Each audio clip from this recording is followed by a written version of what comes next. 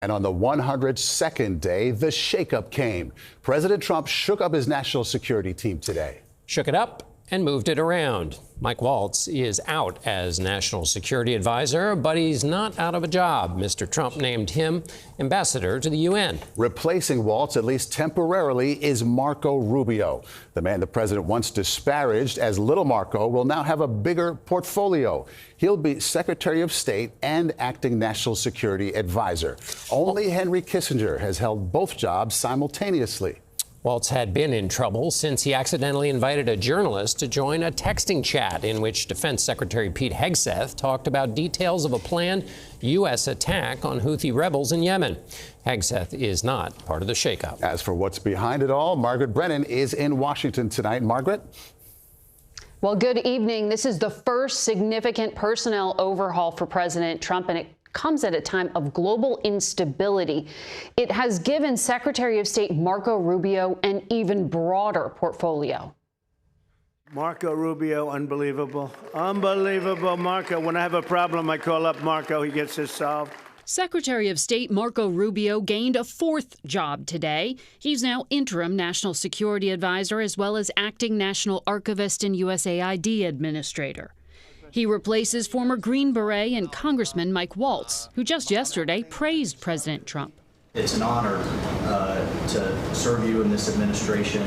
Trump nominated Waltz to be the next ambassador to the UN, a role that requires Senate confirmation. Sources tell CBS that Waltz's influence had been declining since March after it was revealed that he'd organized a group chat on the Signal messaging app and mistakenly included a reporter in the discussion about U.S. strikes against the Houthis. A staffer wasn't responsible, and look, I take full responsibility.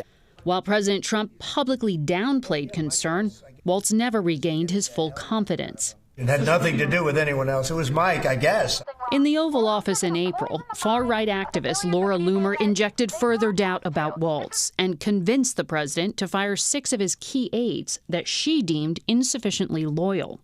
Loomer recently set her sight on Waltz and his top aide.